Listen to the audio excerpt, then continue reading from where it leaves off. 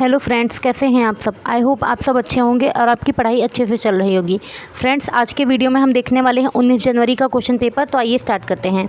देखिए, first question number कह रहा है, थोड़ा पहले बड़ा कर लेते हैं। क्वेश्चन नंबर 1 कह रहा है, अभिकथन है शिक्षकों को बाल विकास की गहन समझ होनी चाहिए। तर्क कह रहा, बच्चों के विकास और अधिगम प्रक्रिया के बारे में जानकर शिक्षक शिक्षा को अर्थपूर्ण और रोचक बना सकते हैं। तो देखिए, यहाँ पर क्या हो जाएगा, दोनों चीज़ें सही हैं। शिक्षकों को बाल विकास की गहन समझ होनी चाहिए, यह अभिकथन सत्य है, क्योंकि बाल विकास का ज्ञान रखने वाले शिक्षक ही अपने कक्षा के बालकों का मानसिक स्तर सरलता से जान सकते हैं और बच्चों के विकास और अधिगम प्रक्रिया के बारे में जानकर शिक्षा को अर्थपूर्ण और रोचक बना सकते हैं। इसलिए तर्क भी सही है और अभिकथन भी सही है, और तर्क जो है अभिकथन की सही व्याख्या भी करता है। देखिए, वह सिद्धांत जो विकास के विभिन्न चरणों के तौर पर व्याख्यायित करते हैं, वे मानते हैं कि विकास निरंतर होता है, रुक रुक कर होता है, संस्कृति आधारित होता है, आनुवंशिकता पर आधारित होता है। तो देखिए, वह सिद्धांत जो विकास को विभिन्न चरणों के तौर पर व्याख्यायित करते हैं, वो मानते हैं कि विकास जो होता है रुक रुक कर होता है। देखिए, ठीक, वैसे तो आपने पढ़ा होगा विकास निरंतर प्रक्रिया है। तो यहाँ पे क्या है, वह सिद्धांत जो विकास को विभिन्न चरणों के तौर पर व्याख्यायित करते हैं, वे मानते हैं विकास रुक रुक कर होता है। चरणीय सिद्धांत विकास को विभिन्न चरणों के तौर पर व्याख्यायित करते हैं। विकास का चरणीय सिद्धांत विकास की अनिरंतरता पर, आगे देखते हैं, विकास की अनिरंतरता पर बल देता है, क्योंकि विकास के असतत दृष्टिकोण का मानना है कि लोग जीवन के ऐसे चरणों से गुजरते हैं जो गुणात्मक रूप से एक दूसरे से भिन्न होते हैं। अनिरंतरता का दृष्टिकोण विकास को अधिक अचानक परिवर्तन के रूप में देखता है, जो विभिन्न आयु विशिष्ट के जीवन काल से में अलग अलग व्यवहार उत्पन्न करता है। इसे ही चरण कहा जाता है। अब देखते हैं हम नेक्स्ट क्वेश्चन नंबर 3 कह रहा है, डैश सामाजिकरण का एक प्राथमिक संस्था है तथा जबकि डैश सामाजिकरण की द्वितीयक। तो देखिए, परिवार प्राथमिक संस्था है और विद्यालय जो है द्वितीयक। तो डी ऑप्शन राइट हो जाएगा। अब आपसे अगर प्राथमिक संस्था पूछी जाए, परिवार ही लगाना है, ठीक है। तो यहाँ पे देखिए, परिवार सामाजिकरण की एक प्राथमिक संस्था है, जबकि विद्यालय सामाजिकरण की द्वितीयक संस्था है।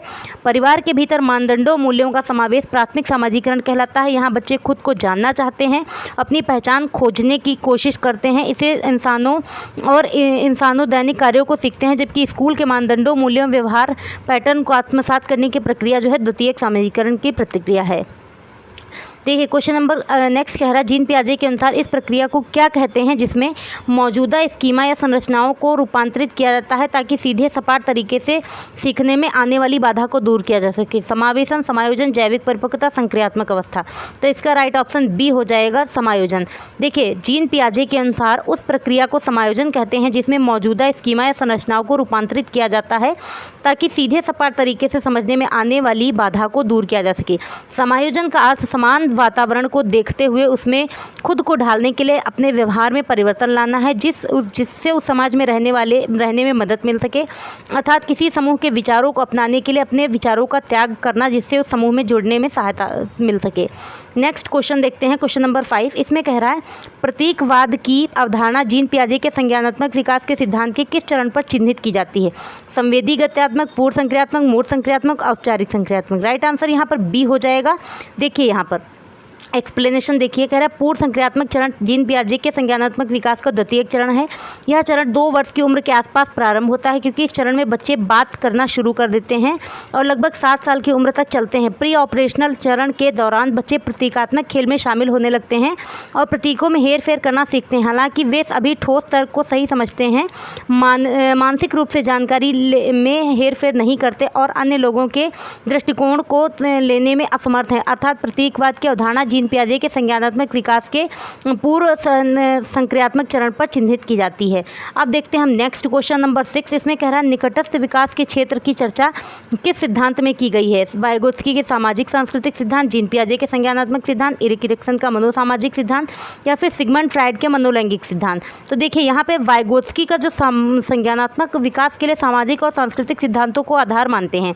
इस सिद्धांत के अनुसार बालक समाज और संस्कृति में रहकर अनुकरण द्वारा सीखता है। वाइगोत्स्की बालक के संज्ञानात्मक विकास में सामाजिक अंतःक्रिया, बाल संस्कृति को महत्वपूर्ण स्थान देते हैं। वाइगोत्स्की ने अपने इसी सिद्धांत में 3 अन्य तत्वों ZPD means zone of proximal development and MKO more knowledgeable other और ढांचा को भी, यानी पार जो स्कैफोल्डिंग को शामिल किया है। वाइगोत्स्की के संभावित विकास क्षेत्र के अनुसार व्यक्ति को इस स्तर में सीखने के लिए अन्य व्यक्ति की सहायता की आवश्यकता होती है, जिसमें अन्य ज्ञानवान व्यक्ति के अभाव में इसका विकास संभव नहीं हो पाता। विकास के इस क्षेत्र में व्यक्ति को उचित दिशा निर्देश की आवश्यकता होती है और इसी क्षेत्र में अपने लक्ष्य प्राप्त करने में सफल हो जाते हैं।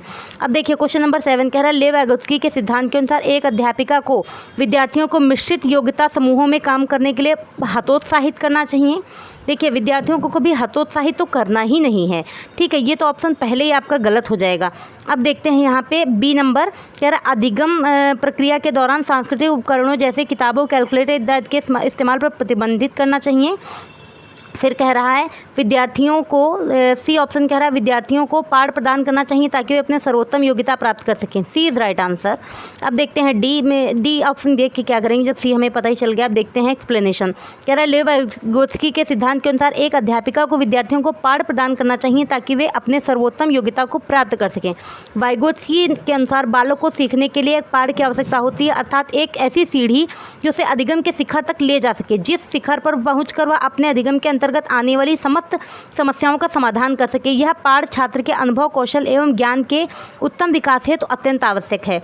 नेक्स्ट क्वेश्चन नंबर 8 देखते हैं। इसमें लिखा है सामुदायिक कल्याण के प्रजातांत्रिक रूप से स्वीकृत कानून और लोक प्रथाओं के अनुसार व्यवहार करने की नैतिकता की अवस्था कोलबर्ग के नैतिक विकास के किस तर्क में परिलक्षित होती है? पूर्व परंपरागत स्तर, यहाँ पे कह रहा पूर्व परंपरागत चरण, परंपरागत या फिर उत्तर परंपरागत या फिर सेकेंड एंड थर्ड बोथ। तो देखिए यहाँ पे उत्तर परंपरागत चरण में होती है, ठीक है। अब देखते हैं इसका एक्सप्लेनेशन। कह रहा है सामुदायिक कल्याण के प्रजातांत्रिक रूप से स्वीकृत कानून और लोक प्रथाओं के अनुसार व्यवहार करने की नैतिकता की अवस्था कोलबर्ग के नैतिक विकास के चरण स्तर 3 उत्तर परंपरागत चरण में परिलक्षित होती है। कोलबर्ग के अनुसार यह अवस्था 13 वर्ष से ऊपर के बालकों की होती है। यह नैतिकता की एक विकसित अवस्था है जिसमें छात्र नैतिकता के विकास में परिपक्व हो जाता है। इस अवस्था में छात्र समाज के प्रति अपने उत्तरदायित्वों को प्रमुखता देने लगता है। इसी अवस्था में छात्र समाज के नीति नियमों को अपनाने लगता है तथा अपने व्यवहार व्यक्तित्व में उचित परिवर्तन करने लगता है। इसी चरण में छात्र सामाजिक कार्यों के प्रति उत्तरदायित्वों को अपने अंदर समाहित करने लगता है। अब देखते हैं क्वेश्चन नंबर नेक्स्ट देखते हैं। यहाँ पे देखिए एक मिनट, क्वेश्चन नंबर 9 यहाँ पे है। एक प्रगतिशील कक्षा कक्ष में मुख्यतः केंद्रित होना चाहिए। देखिए प्रगतिशील कक्षा कक्ष है तो मुख्यतः बाल केंद्रित होना चाहिए, मतलब अधिगमकर्ता केंद्रित, शिक्षार्थी केंद्रित। ए इज राइट ऑप्शन, ठीक। अब देखते हैं यहाँ पर इसका एक्सप्लेनेशन एक बार समझ लीजिए। प्रगतिशील कक्षा कक्ष मुख्यतः अधिगमकर्ता शिक्षार्थी केंद्रित होना चाहिए। जब कक्षा में विद्यार्थी अधिगमकर्ता या सीखने वाले को केंद्र बिंदु बनाकर शिक्षण किया जाता है तो इस प्रकार के शिक्षण को शिक्षार्थी केंद्रित शिक्षण कहा जाता है। इसकी शैक्षणिक प्रक्रिया में अधिगमकर्ता को विशेष महत्व होता है, अतः इस महत्वपूर्ण संपूर्ण शैक्षिक प्रक्रिया का संचालन शिक्षार्थी अधिगमकर्ता छात्र को केंद्र मानकर ही करना चाहिए। एक प्रगतिशील कक्षा की विशेषताएं निम्न होती हैं। देखिए क्या क्या होती हैं? अनुभवजन्य शिक्षा पर जोर, आजीवन सीखने एवं कौशल पर जोर, अंतः विषयक शिक्षा, रटंत ज्ञान के बजाय सीखने को लक्ष्य के रूप में समझना, सहयोगात्मक सहकारी शिक्षा, समस्या समाधान, आलोचनात्मक चिंतन पर जोर। देखते हैं क्वेश्चन नंबर 10। इसमें कह रहा है गतिशीलता बुद्धि से तात्पर्य है भाषा को प्रभावशाली तरीके से इस्तेमाल करने की योग्यता, समस्याओं का तार्किक रूप से विश्लेषण करने की क्षमता, या फिर कह रहा शाब्दिकता के स्थान पर चित्रात्मक चिंतन करना, या फिर दृढ़ शारीरिक योग्यताएं व समन्वय करना। अब देखते हैं इसका हम एक्सप्लेनेशन। कह रहा बहुबुद्धि सिद्धांत हावर्ड गार्डनर द्वारा प्रतिपादित किया गया था। इनके अनुसार बुद्धि का स्वरूप एकाकी न होकर बहुकारकी होता है तथा प्रत्येक बुद्धि एक दूसरे से अलग होती है। गार्डनर ने 8 प्रकार की बुद्धि बताई है, जिसमें गतिशीलात्मक बुद्धि या शारीरिक गति संवेगों एक है। शारीरिक गतिबोधक बुद्धि से अभिप्राय ऐसी बुद्धि से है जिसमें व्यक्ति अपने शरीर अथवा अंगों के माध्यम से कुछ निर्मित करता है या किसी समस्या समाधान करता है। दूसरे शब्दों में गतिशीलता बुद्धि से तात्पर्य दृढ़ शारीरिक योग्यताएं एवं समन्वय होने से है।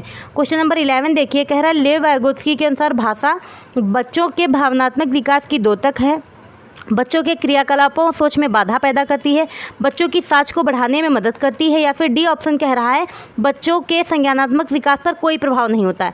तो देखिए इसका एक्सप्लेनेशन जल्दी से समझ लीजिए।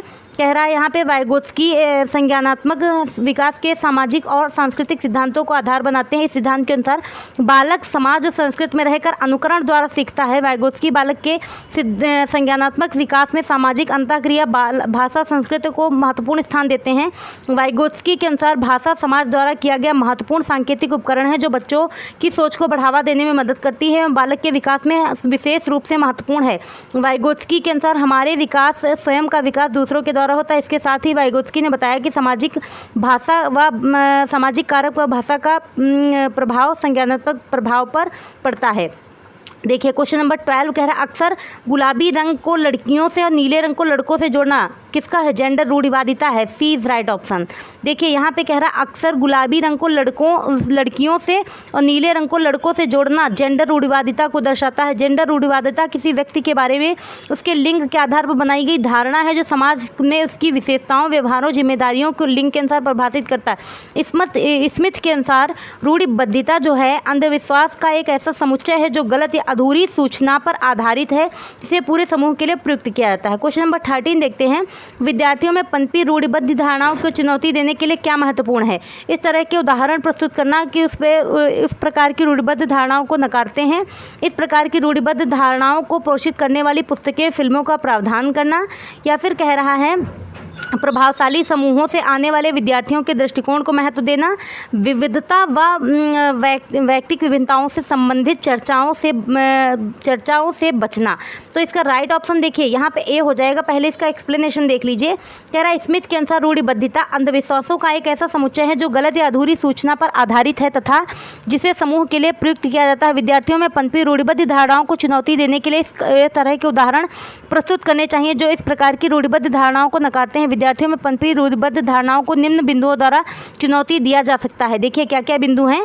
कह रहा रूढ़िबद्धता खतरे के बारे में ईमानदारी से वार्तालाप करके एक समावेशी वातावरण बनाकर छात्रों को कई तरह के दृष्टिकोण, शिक्षण सामग्री से रूबरू कराकर कक्षा में विकास की मानसिकता को बढ़ावा देकर।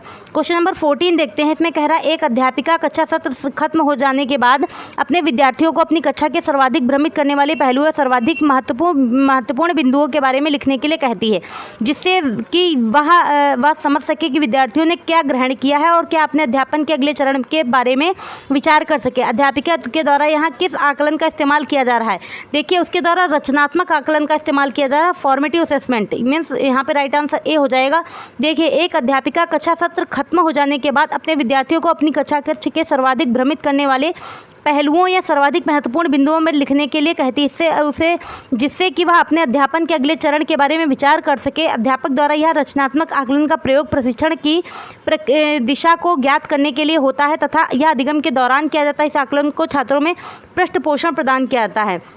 क्वेश्चन नंबर 15 देखते हैं। इसमें कह रहा है शिक्षार्थियों में समालोचनात्मक चिंतन को समुन्नत करने के लिए अध्यापक को विद्यार्थियों को किस बात के लिए प्रोत्साहित करना चाहिए?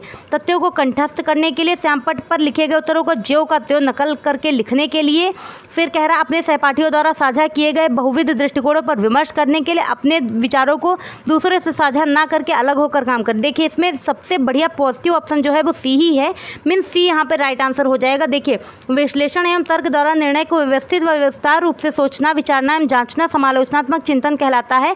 समालोचनात्मक चिंतन को विवेचनात्मक चिंतन भी कहा जाता है। समालोचनात्मक चिंतन में तर्क की संगति का, देखिए यहाँ पे कह रहा है तर्क की संगति का विश्लेषण और मूल्यांकन करना शामिल है। समालोचनात्मक चिंतन को समुन्नत करने के लिए अध्यापक को विद्यार्थियों को अपने सहपाठियों द्वारा साझा किए गए बहुविध दृष्टिकोणों पर विचार विमर्श करने देना चाहिए एवं विद्यार्थियों को चिंतन हेतु समय देकर समालोचनात्मक चिंतन को समुन्नत किया जा सके। तो फ्रेंड्स इस तरीके से आज के वीडियो में हमने 15 क्वेश्चंस को कंप्लीट कर लिया है। आप पढ़ते रहिए अच्छे से, और अगर आपको हमारी वीडियोस अच्छी लग रही, आपके लिए हेल्पफुल हैं, तो प्लीज़ चैनल पर नए हैं तो चैनल को सब्सक्राइब कर लीजिएगा, लाइक शेयर एंड कमेंट कीजिएगा। Thank you.